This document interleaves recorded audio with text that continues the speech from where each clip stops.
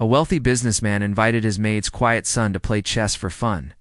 He didn't know the boy would outplay him, outsmart him, and change his life forever. In a quiet and wealthy neighborhood of Atlanta, there stood a large, beautiful white mansion with wide glass windows, a marble driveway, and tall iron gates.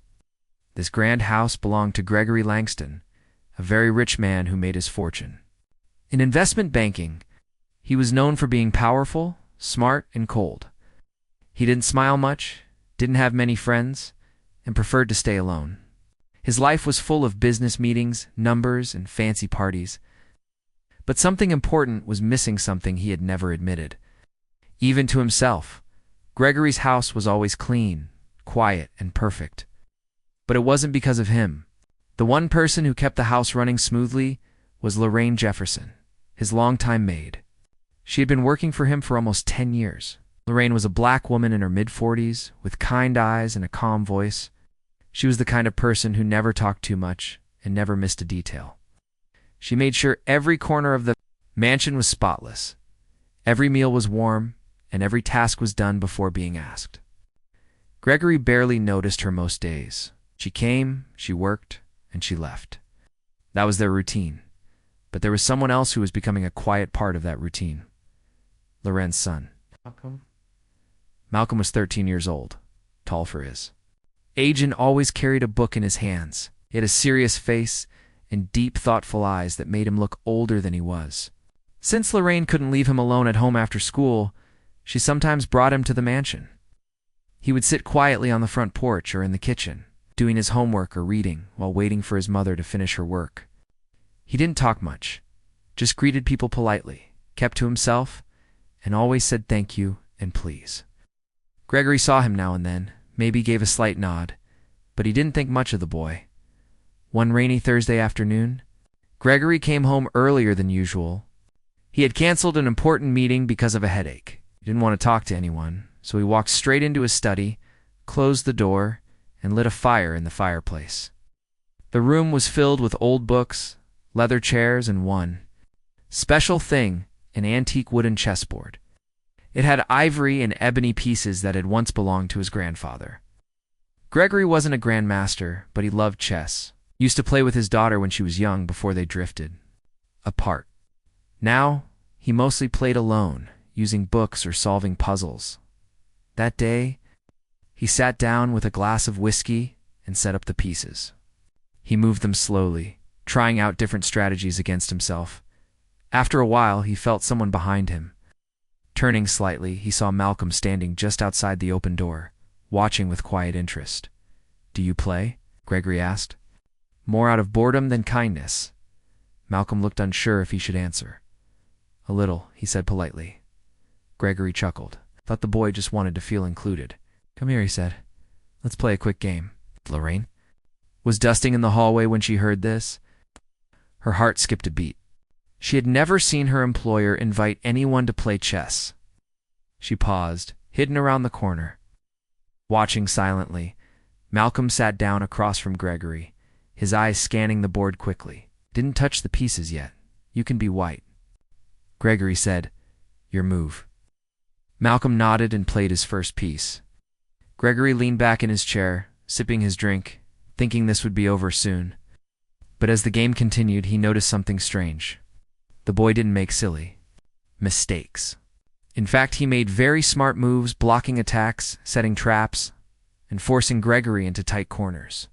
Within 15 minutes, Gregory's position was weakening. He sat up straighter, now fully awake. "Where did you learn to play?"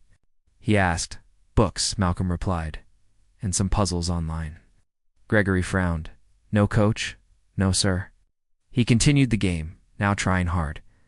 But no matter what he did, the boy stayed calm. Didn't gloat, didn't smile, didn't even blink too much. Finally, after 25 minutes, Malcolm moved his rook and said quietly, "Checkmate." Gregory stared at the board. He couldn't believe it. 13-year-old self-taught had just beaten him in one of his favorite pastimes. For a moment, he thought he had made a mistake. But he checked the board again. No, the game was over. He had lost. He gave a small, surprised laugh. "Let's play again." Lorraine had stepped into the room by then, standing quietly near the door with a feather duster in hand. Her eyes moved from her son to her boss and back. She didn't say anything, but she didn't leave either. The second game was longer. Gregory focused harder. He tried aggressive tactics and played tricks that usually worked on experienced players. But Malcolm stayed sharp, defended well, attacked with perfect timing, and again checkmated Gregory without showing off. Now Gregory wasn't laughing. He leaned back and stared at Malcolm like he was seeing him for the first time. "Where did you really learn this?" he asked again, softer this time. Malcolm looked down. "I just like chess. I practice a lot." Gregory looked over at Lorraine. She looked proud, but nervous. "You never told me your son played like this," Gregory said. Lorraine cleared her throat. "Didn't think it mattered, sir." Gregory didn't respond. His mind was racing. He had played hundreds of games in his life. He had beaten lawyers, doctors, CEOs, and even a few state champions. But this quiet boy from the kitchen had beaten him twice in less than an hour. Something didn't add up. He decided to test Malcolm again. "Come by tomorrow," he told the boy. "We'll play again." Lorraine looked surprised. "Want him to be in your way, sir?" "He's not in the way," Gregory said, still looking at Malcolm. "He might be the most interesting person I've met all year." That night, Gregory couldn't stop thinking about the games. He replayed the moves in his head again and again, trying to find where he had gone wrong. Every time he came to the same conclusion: he hadn't made mistakes. The boy had simply outplayed him. Across town in their small apartment, Lorraine was folding laundry while Malcolm read another chess book. She looked at him with quiet love. "You sure you want to go back tomorrow?" she asked. Malcolm nodded without looking up. "He's good, but I want to see how much better I can get." Lorraine smiled. She had always known her son was different. When he was 5, he had solved puzzles meant for 12-year-olds. When he was 8, he beat adults in online chess rooms under fake usernames. But they didn't have money for coaches or clubs. Every time she tried to get him into a tournament, there were problems: fees too high, no transportation, or just people not taking them seriously.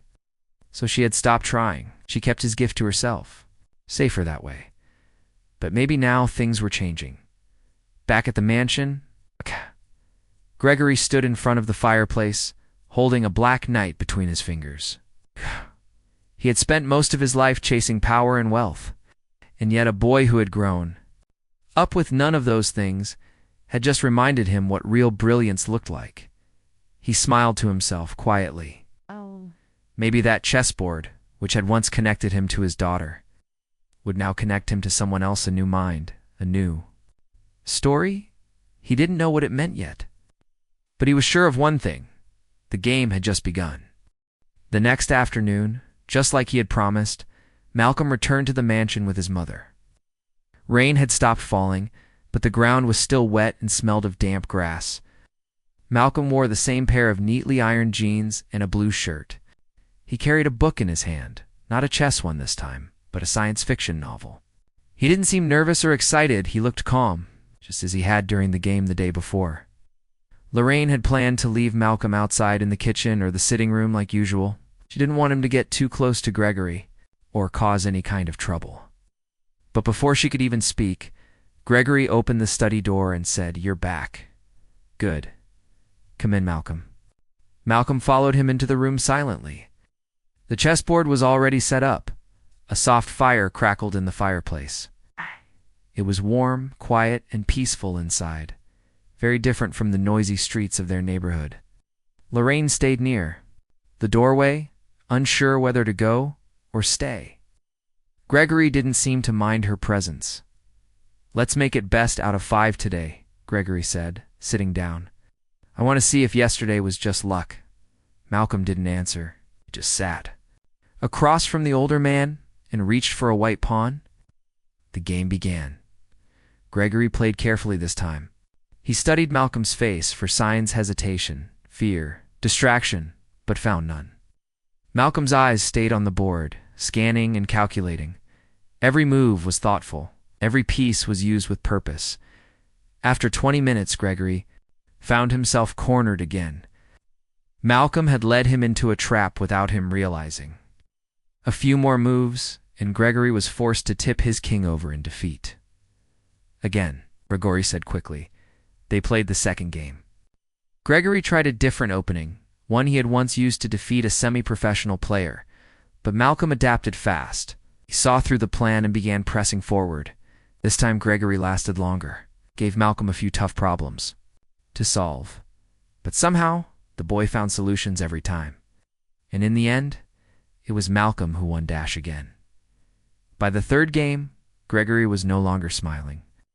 He wasn't frustrated, but something inside him had shifted. He realized he wasn't just losing to a smart kid. He was playing against someone who had something very rare, a mind that worked faster and deeper than most people's. And that kind of mind didn't come from just reading a few books. It came from something inside, something natural. Have you ever played in a real tournament? Gregory asked, while resetting the pieces. Malcolm shook his head. No, sir. Why not? My mom tried to get me in, but there were problems. Money, mostly. And people didn't take us seriously. Gregory looked at Lorraine. She didn't say anything, but he could see a quiet sadness in her eyes. Just thought I'd keep him safe, she said softly. People don't always see his gift the way I do. Gregory said nothing for a while. He played the third game in silence, deeply thinking between each move. He tried everything he knew opening. Tricks, defensive walls, sudden attacks, but Malcolm handled them all like a professional. And just like the other two games, it ended with the boy winning. That day, Malcolm didn't lose a single match. Gregory sat back in his chair, a little stunned but also strangely happy. He felt something he hadn't felt in years, genuine curiosity. Most people in his life only cared about money, business, or gossip. But here was a boy from a working-class neighborhood who had just taught him more about chess, focus, and genius than any adult ever had. You know? Gregory said at last. If you played in a real tournament, you could go very far. Malcolm shrugged. Maybe. You don't want that? I do, but... Malcolm looked down. It's not just about wanting. Gregory nodded slowly. He understood what Malcolm meant. Sometimes the world didn't open doors, even when someone was knocking loudly. It just stayed shut, especially for people who looked different or came from the wrong side of town. But Gregory wasn't the kind of man who liked locked doors. He had made his fortune by pushing through them, sometimes even kicking them open. And now, for the first time in a long time, he felt like doing it for someone else. I know people, he said carefully. I could get you into a tournament. The Youth State Championship is coming up. They allow private entries if a sponsor signs the papers. Lorraine looked up sharply. A sponsor? Yes, Gregory said. I'll pay the fees, arrange transport, whatever's needed. And if you want, I'll hire a coach. Malcolm's eyes lit up just a little. Not wide, not with excitement, but with interest. Like something inside him had been waiting for this moment. Lorraine, on the other hand, didn't look excited. She looked worried. Why would you do all that for him? She asked. Gregory looked at her seriously. Because he deserves it. Because he's better than most people I've ever played. Maybe. Because I want to see where this road takes him. Lorraine stayed quiet for a while. She had spent years protecting her son from the world. She had seen how cruel it could be, how unfair. She didn't want Malcolm to be used or laughed at, or turned into a project.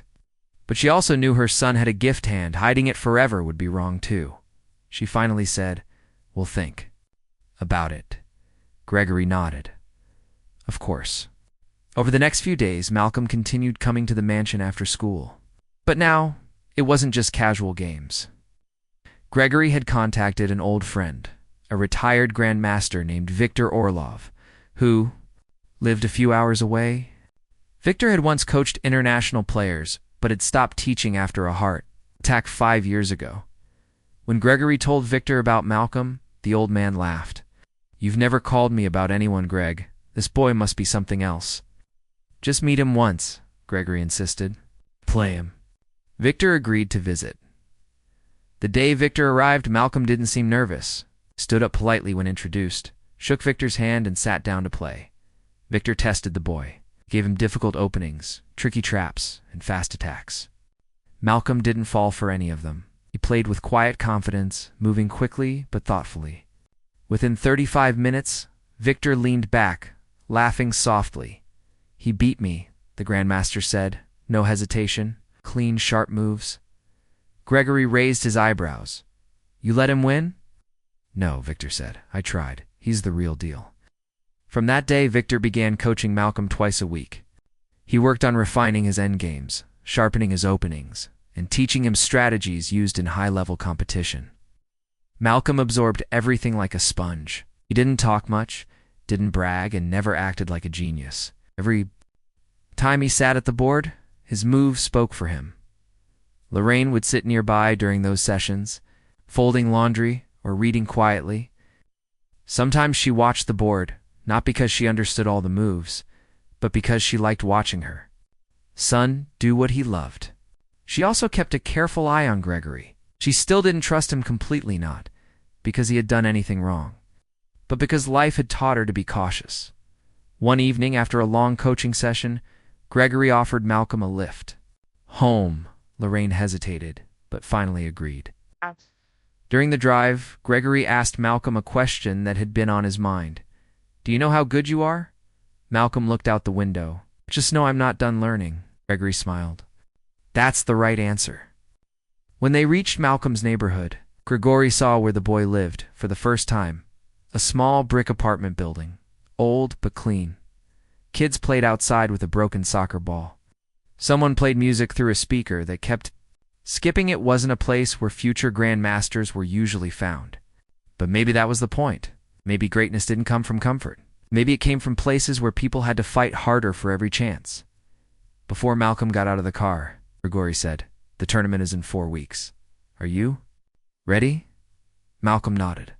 "I will be." And as he walked inside, Gregory stayed parked for a moment, thinking. He didn't know exactly why he cared so much. Maybe it was Malcolm's gift. Maybe it was Lorraine's quiet strength. Or maybe, just maybe, he was beginning to remember who he used to be before money, power, and success changed him. Someone who loved a challenge. Someone who believed in talent. Someone who once played chess with his daughter and dreamed of building something more than just a fortune, whatever it was. One thing was clear. The boy was special, and Gregory was no longer just playing games. He was preparing for something real. In the days that followed, the quiet mansion that once echoed with silence now hummed with something different: focus, hope, and curiosity. Gregory Langston, a man who once spent most of his time in silence or in cold business meetings, now found himself watching every move of a 13-year-old boy with the mind of a genius. Malcolm was no longer just the maid's son. He was something far more powerful, a mystery that Gregory wanted to understand more and more every day. Each day after school, Malcolm arrived at the mansion carrying his book. Always neat, always polite, always quiet. And every time he entered the study with a calmness that made him seem older than he was. He listened to Victor Orlov, the retired Grand Master who had agreed to train him with complete attention. He didn't just hear instructions, he absorbed them. Like dry soil drinking water, Malcolm soaked in every word, every strategy. Every lesson. Victor had trained champions before. He had taught players who had gone on to represent their countries. But even he had never met a child like Malcolm. He doesn't need to be told the same thing twice, Victor told Gregory after one session. He remembers everything. But more than that, he understands what most people only memorize. Gregory was impressed, but not surprised anymore. Malcolm had proven again and again that his mind was different. Still, he wanted to know more about the boy's past. So one evening when Lorraine was taking a break, Gregory gently asked her to tell him more about Malcolm's early years. She hesitated at first, unsure if she could trust this wealthy man who had only recently taken an interest in her son. But something in Gregory's tone, something sincere, made her open up. "He's always been like this," she said softly. "Even as a toddler, he'd line up his toy cars by color and size before he could even speak properly. 5. He solved a Rubik's Cube by watching a YouTube video just once. At 7, He memorized the city bus routes and corrected a driver one day when we were going home. Gregory listened quietly, trying to picture the little boy Lorraine described. But, she continued, we couldn't afford to do anything special for him. No tutors, no private schools, no programs. I work long hours. His father passed when he was 6. Since then, it's just been us. I tried getting him into chess clubs, but they either said no spots were available or the fees were too high. Some didn't even call back after they saw where we lived. Gregory's jaw tightened. It wasn't the first time he'd heard stories like this. But hearing it from Lorraine, seeing the effects on someone so close, made it feel personal. He never complained, she added. He just kept playing on his own. Books, free apps, online puzzles. He stayed quiet, but he never stopped learning. That night, Gregory sat by the fireplace long after everyone had left. The chessboard sat in front of him, empty. But in his mind, pieces moved. Not just rooks and bishops, but ideas, questions, and plans. He called Victor the next morning. I want him entered into the tournament, Gregory said. Properly, the youth state championship. I'll cover everything. Let me know what documents are needed. Victor was quiet for a moment. Then he said, he's ready. I'll make the calls. Within a week, Malcolm's name was officially on the list of competitors. He would be one of the youngest in his age bracket, competing against players who had been training for years. Most of them came from expensive schools with personal coaches and rich parents. But Malcolm didn't seem worried. When Gregory told him the news, he simply nodded. Double quotes, thank you, he said. Nothing more? From then on, Malcolm trained harder. Victor pushed him more, games became faster, more complex. Sometimes Malcolm lost, but he always came back stronger the next day. His learning speed was shocking. He didn't just play the game, he studied the psychology behind it. He read about famous players, watched videos of world championship games, practiced in his head even when he was walking down the hallway. Lorraine watched all of this with a strange mix of pride and fear. She was happy to see her son shine, but afraid of what attention could bring. She had spent years protecting Malcolm from the world's cruel eyes. What if they judged him? What if he lost? What if this dream turned into something that hurt him instead of helping him? One night after Malcolm had gone to bed, she spoke with Gregory in the kitchen.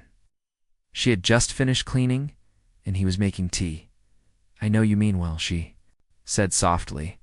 But if this goes wrong, I don't want him crushed. He's just a kid.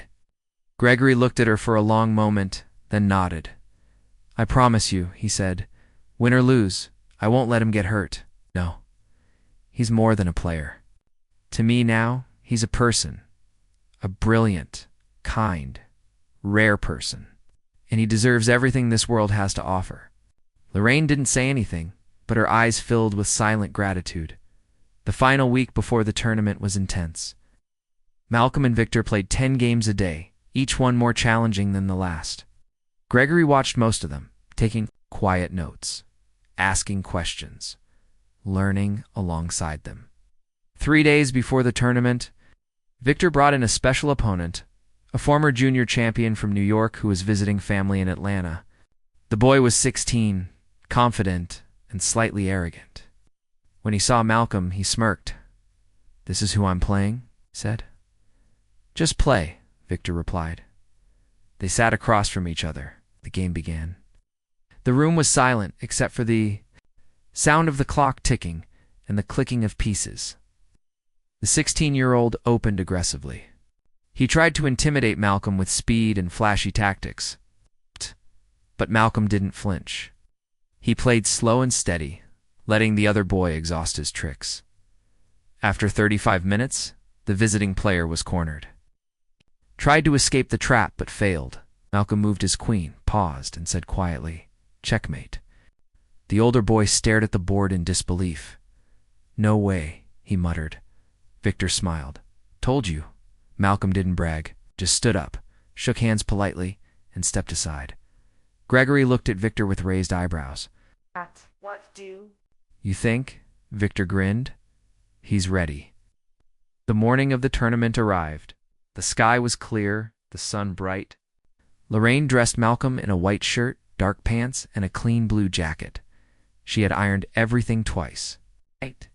His shoes were polished. He looked like a young professional.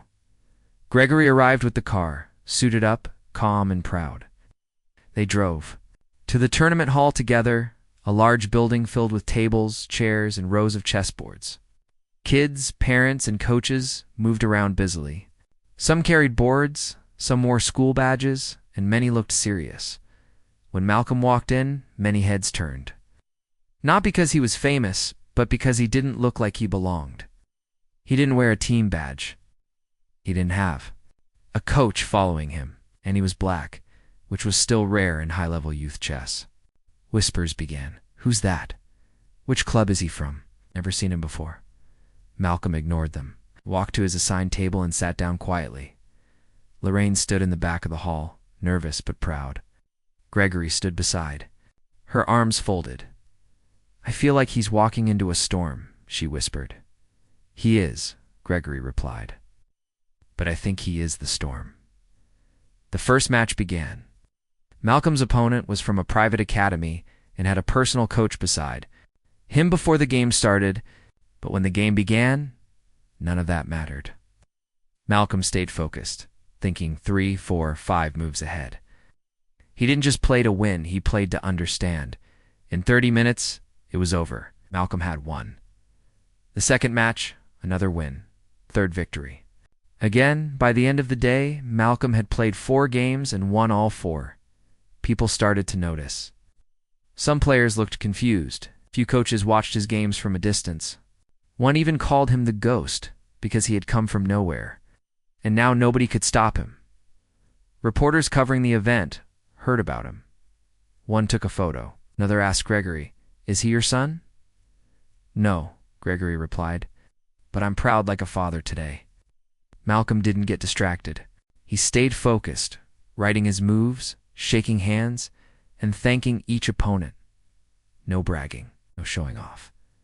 At the end of the day, he walked back to his mother with a small smile. "How'd I do?" he asked. "You were amazing, Lorraine," whispered, holding back tears. That night, back at home, Malcolm sat by the window, looking out at the city lights. His chessboard was beside him. He didn't play, just stared at it. Gregory had offered to take them to a hotel closer to the tournament site for the next day's final rounds. But Lorraine had gently said no. She wanted her son to sleep in his own bed, eat her food, and feel grounded. As Malcolm sat quietly, Lorraine placed a hand on his shoulder. "You're making waves, baby," she said softly. "Just keep being you." "Not afraid," Malcolm replied. "Not of losing, not of winning either.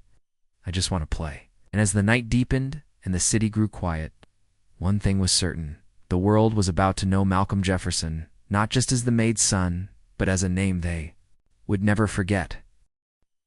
The morning of the final day of the chess tournament came with a special kind of stillness. The kind of silence that comes before something big happens. Lorraine woke up early, even before the alarm clock. She stood in the small kitchen of their apartment, quietly making breakfast eggs, toast, and a bit of fruit, simple, but made with love. She looked over at her son Malcolm, still asleep, his chest rising and falling in a calm rhythm. He had no idea how many people were already talking about him. She let him sleep 10 more minutes, then gently called his name. "Malcolm, baby.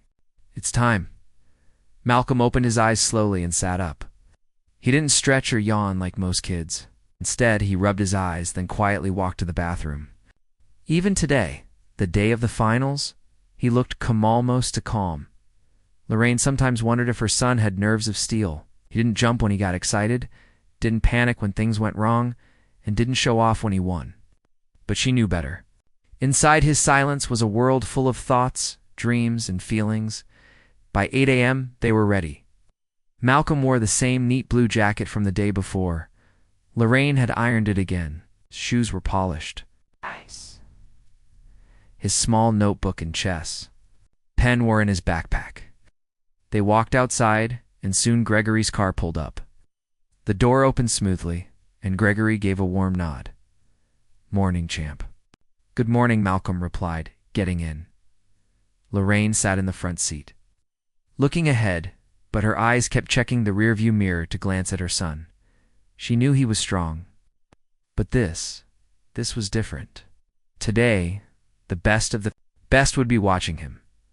The tournament hall was even more crowded than before. News had spread quickly. A young black boyan, known untrained, unfunded, had come in and beaten for top-ranked youth players. People whispered as Malcolm walked through the hallway. That's the kid, right? He beat Carter and Vishal. Yesterday both state finalists. Who trained him? No one knows. But Malcolm didn't listen to the noise. He just kept walking straight to his table, his eyes focused. He wasn't thinking about people. He was thinking about patterns, positions, possibilities. His mind was already on the board. The 5th round began. His opponent this time was a girl, named Priya, the regional champion from another state. She was known for her quiet strength and strategic plays. Her coach whispered something in her ear before the match. She nodded, never taking her eyes off Malcolm. They shook hands. The clock started. The match was slow and intense. Each move was carefully thought out. The crowd gathered near the table but stood silently. Malcolm opened with a king's pawn strategy, something simple and classic. Priya responded with a defense that led into unfamiliar territory. It wasn't a flashy game. It was quiet, methodical, dangerous. 30 minutes passed. Then 40. People leaned closer. Both players were deep in concentration.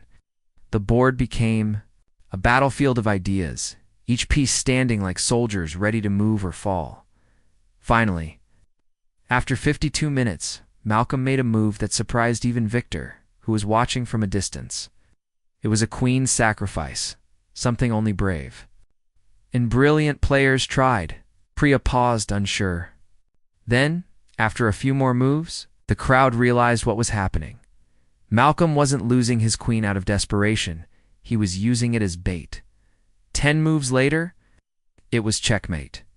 Silence filled the room for one long second. Then quiet clapping began from the back, slowly growing louder. Priya stood up and gave Malcolm a respectful smile. "Well played," she said. "You too," Malcolm replied. Now, he had 5 wins. Only one game remained. The final, Gregory walked over and handed Malcolm a bottle of water. "You're making magic today," he said. Malcolm nodded, drank quietly, then asked, "Who's next?" Gregory glanced at the board listings. Then his expression changed slightly. He looked back at Malcolm. "You're playing the top seed, Nolan Barrett." Lorraine, standing nearby, recognized the name. So did half the hall. Nolan was 15, wealthy and the reigning champion.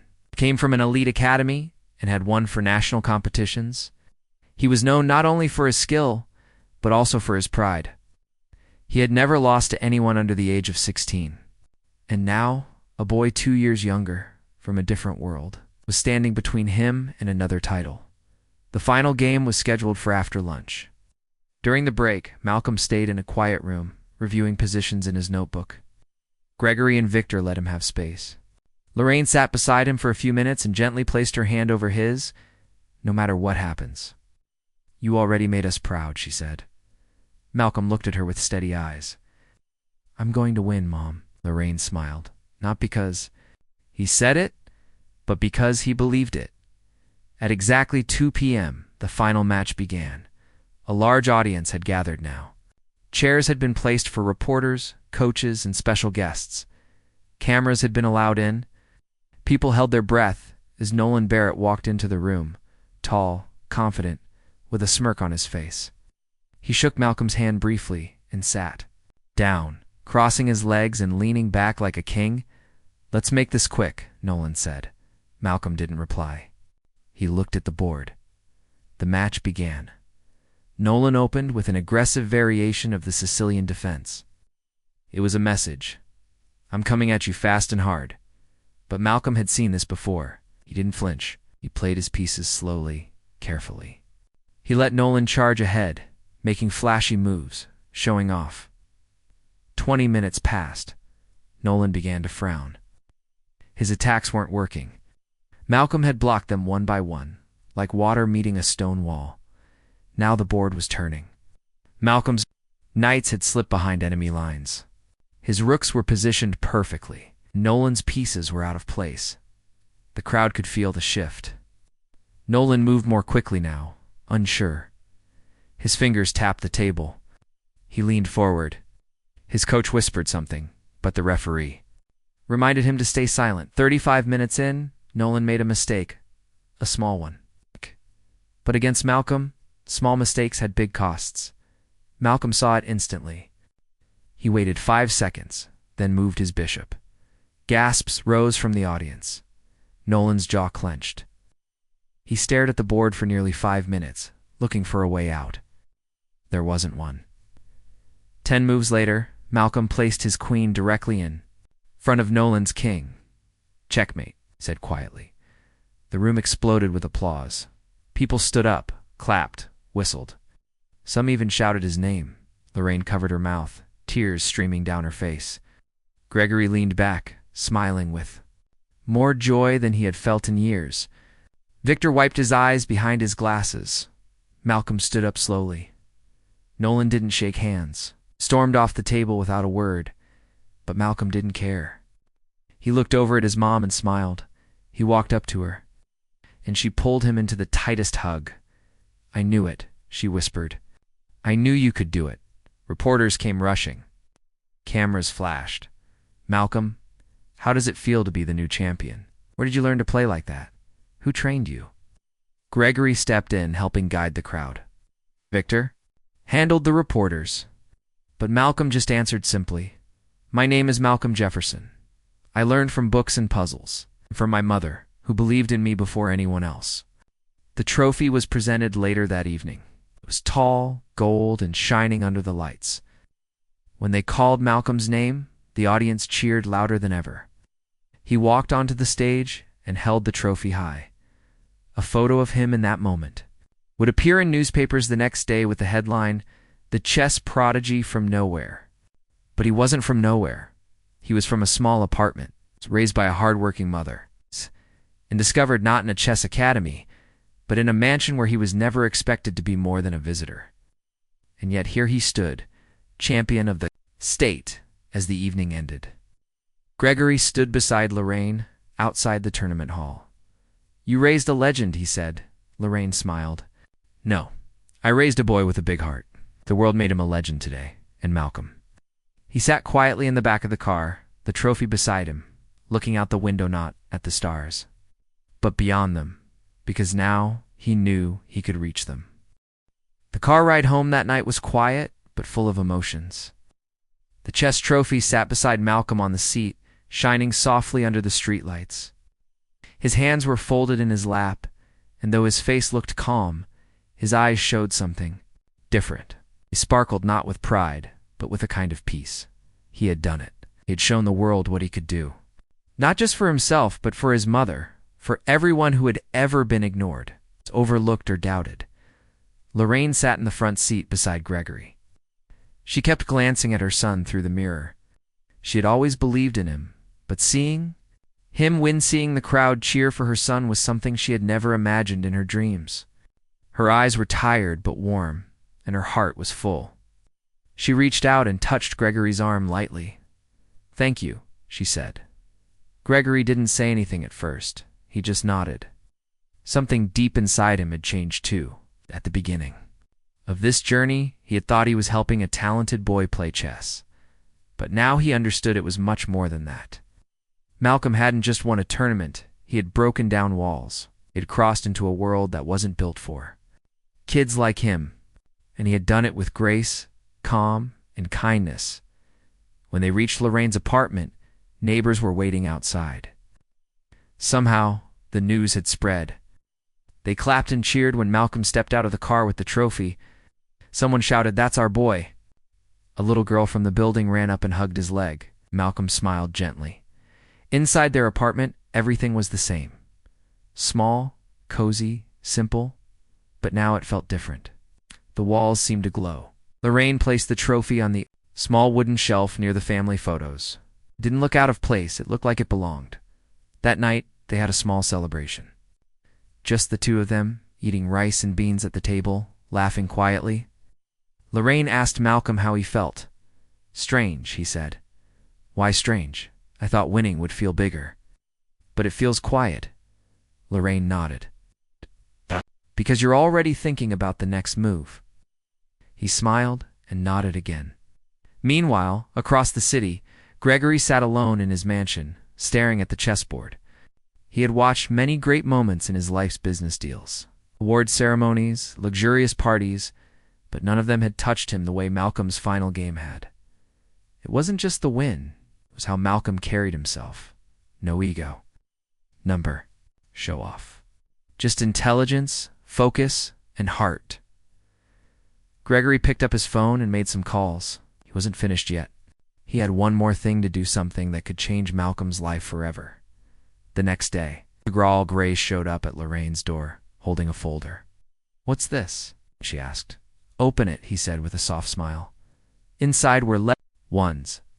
From top chess academies, universities, and scholarship boards, offers. Real ones. Some offered full rides, coaching, and opportunities to play at international levels. Others wanted Malcolm to join their youth programs, speak at events, or mentor other kids. Lorraine's hands shook. How did they even find out about him? I sent them the recordings, Gregory said, and I made a few calls. People listen when they hear something special. Malcolm stepped into the room, holding a bowl of cereal. He looked at the folder, then at his mother. You're getting a lot of attention, she said. What do you want to do? He took the folder, sat down, and read the first letter. His face didn't change much. But then he looked up and said, Can I keep learning with Mr. Victor? Before I go anywhere else? Gregory smiled. Of course. He's already agreed. That summer, Malcolm trained harder than ever. He played in more tournaments, regional, state, and even one national event. He won some, lost a few, but every time he grew stronger. He began speaking at schools, especially in poorer areas. He would stand in front of kids just like him and say, You don't need fancy coaches or rich parents to be great. Oh, you need discipline, curiosity, and someone who believes in you. He never once mentioned that his first sponsor was a millionaire who had once invited him to play as a joke. That part of the story stayed between them, because it was never really about revenge or proving a point. It was about breaking through expectations. One day a journalist visited him for an interview. She asked, How did it all begin? What changed everything? Malcolm smiled and said, It started with a game I wasn't supposed to win. In a room I wasn't supposed to enter, but I did, and someone saw me. That's all it takes. Someone to see you. As the months passed, Malcolm's name started appearing in chess magazines, online articles, and even a short TV documentary. But through it all, he stayed the same. He still read science fiction novels. He still helped his mom carry groceries. He still smiled softly and listened more than he spoke. One day, Gregory invited him and Lorraine to a private dinner. It was a special evening. Gregory had something important to say. Over dessert, he looked at Malcolm and said, I want to start a foundation. In your name, a scholarship program. For kids like you, kids with talent but no support. Malcolm blinked. In my name? Yes, Gregory said. Gosh. You are proof that talent has no color, no class, no limit. The world needs more kids like you. And they need someone to believe in them, just like I believed in you. Lorraine covered her mouth, holding back tears. Malcolm thought for a moment, then said, Can we name it something simple? Like the Next Move Project. Gregory laughed. That's perfect. The foundation launched within 3 months. It offered free chess lessons, equipment, and competition fees for underprivileged kids. Victor became the head trainer. Lorraine helped with organizing, and Malcolm. He taught once a week, sharing puzzles, tips, and quiet encouragement. One afternoon, while helping a little boy set up a chessboard, Malcolm said, Don't worry if people underestimate you. Let them. It's your secret weapon. Years passed. Malcolm grew into a tall, confident young man. He played internationally, won major tournaments, and eventually earned the title of Grandmaster, one of the youngest in the country. But even then, he never forgot who he was. He still visited his mother every Sunday, still called Gregory Mr. Langston, even though by then, They had become more like family. Gregory had changed too. He was no longer the cold, distant millionaire he once was. He smiled more, laughed often, and spent his time mentoring young players and supporting the foundation. During one holiday event, Gregory stood up in front of a crowd and said, "I once thought I was helping Malcolm, but the truth is he saved me. He reminded me that greatness doesn't come from money, it comes from heart." Malcolm stood beside him, smiled, and said, "He taught me how to step into rooms I never thought I belonged in." They shook hands. The audience clapped. Sometime later, a famous interviewer asked Malcolm if he would ever go professional full-time, play in the World Championship, and aim for the biggest titles. Malcolm thought for a while and said, "Maybe, but even if I never win the biggest trophy, I've already won something more important. I've changed how people see kids like me." The interviewer asked, "Do you ever regret not starting earlier? With a coach, with funding, with access?" Malcolm shook his head. "No, because the road I walked taught me more than any coach ever could. I learned how to fight. I learned how to win with grace." And when asked what he remembered most from his journey, he smiled and said, "The first time I moved a pawn on Mr. Langston's board, that's when the game and my life freely began." Back in Atlanta, Lorraine still lived in the same apartment, though Gregory had offered her a new place many times. She refused each time. "I'll move when Malcolm tells me to," she said. "This is our home. This is where his story started." She now ran community programs through the foundation, helping young parents understand how to support their talented children. Every wall of her home had photos, some of Malcolm playing chess, some of Malcolm with other kids, and one of him holding his first trophy. There was also a small, framed note in the living room. It read, "To the boy who changed the game," and "The woman who raised him like a king, Gregory Langston. The end." The millionaire who once invited a maid's son to play chess as a joke had discovered something far more valuable than he had ever imagined. A genius, a hero, a story that inspired the world one quiet move at a time.